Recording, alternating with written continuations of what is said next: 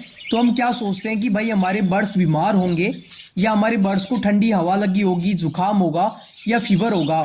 लेकिन मैं आपको बता दूं, कई बार ऐसा भी होता है कि हमारे बर्ड्स बीमार नहीं है, उसके बावजूद भी इस तरीके की एक्टिविटी कर रहे हैं।